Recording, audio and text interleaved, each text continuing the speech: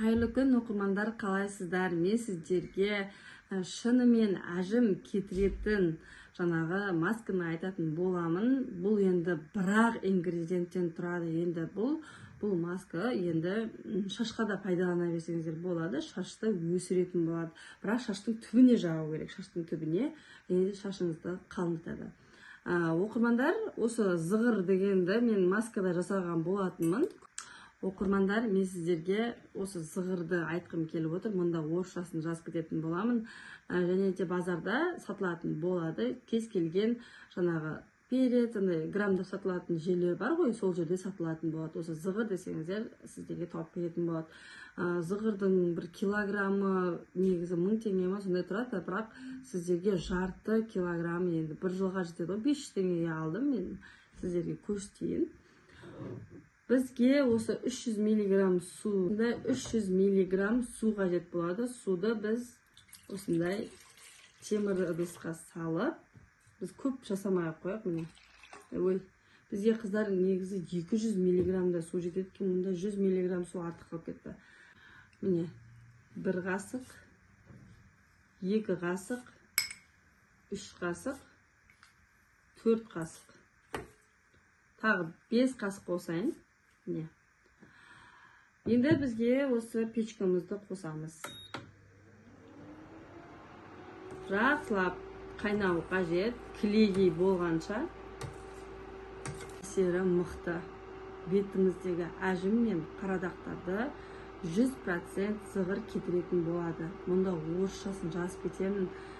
Кез келген жерден барып, негізі көбесе базардан табылады. Сол үшін базарға барып көрсеңіздер болады. Қайнайды. Кішкене пәсіп қойсаңыздар болады.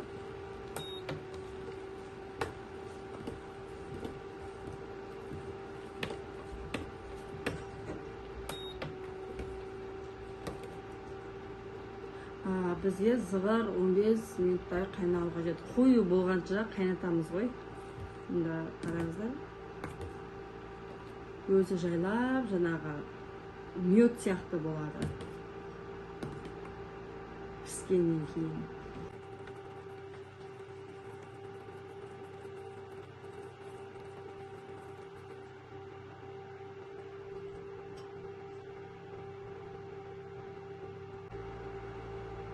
$300 миллиграммдық суға 5 қасық зығыр қосасыздар. Осындай чайный ложкамен қыздар.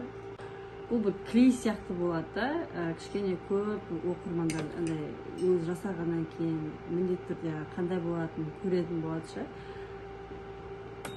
Кішкене оттығын пәсетейін, өйткені қатты қайнап кетуге де болмайды, асты жабысып қалады.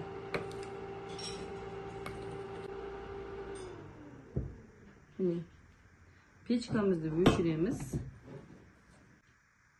Печкамызды өшірдік. Енді қараңыздаршы, міне қою болып тұр, міне. Осы зығырды сыққан кезде жаңағы жыртылып кетуі мүмкін. Сол үшін міндетті түрде осындай жаңағы нелеріңіз болса, осындай неді, бір андай тор болады ғой, сырты қаттылау тор болады ғой, сондай қажет. Осы торға біз қазір зығырымызды салып, ішіндегі дәнегін алып, бізге осы су мен зығырдың өзі кәдімгідей көмектесетін болады. Ол үшін біз кішкене суытып алаймыз.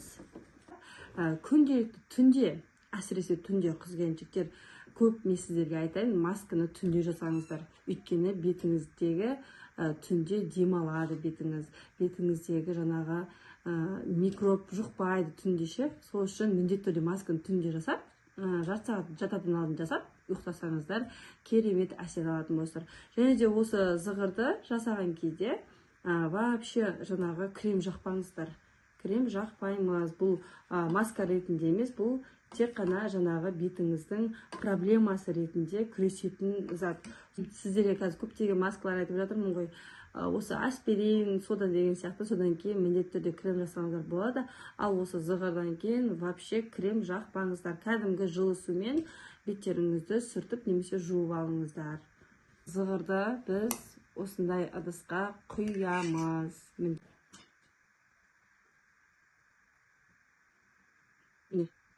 кішкене ыстық болып тұр қазір ше. Бекер құйдым екен.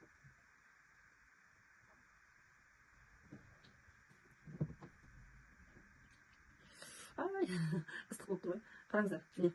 Осындай не шығады, міне, масса шығады. Көрдіңіздер ме? 5 қасық зығырдан қаншама жаңағы бетке жағатын не шығады, крем сияқты шығады. Қараңыздаршы міне. Кез келген ыдысқа бетін жауып, салқын жерге қойып қойсаңыздар болады. Қыздар, біз зығырды жуамыз міндетті түрде. Жаңағы неге қоспам бірінші жаңа қайнат. Қыздар, біз зығырды қайнатар алдын жуып аламыз. Ал мына менің зығырым таза зығыр, кішкене кепкен, күнге кептірген.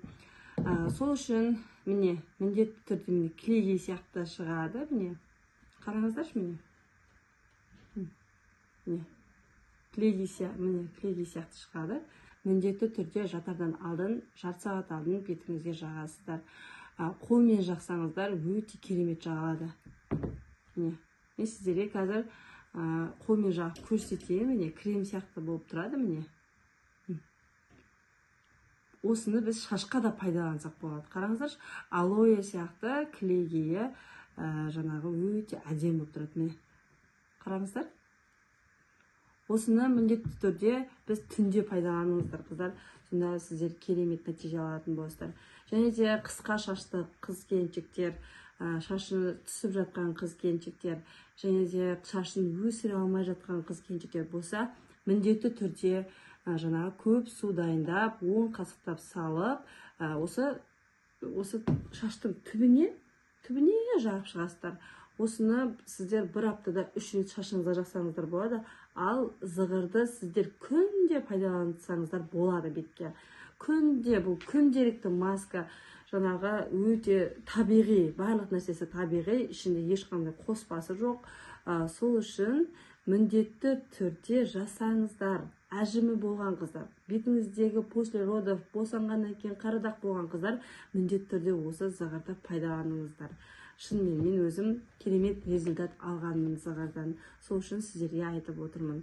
Ал баршаларыңызға сәттілік, сау болыңыздар. Менің видеоммен ұнап жатса, сіз Инстаграмда нәтижемен бөліссеңіздер болады. Осы маска арқылы, күнделікті бет күтімін жасау арқылы.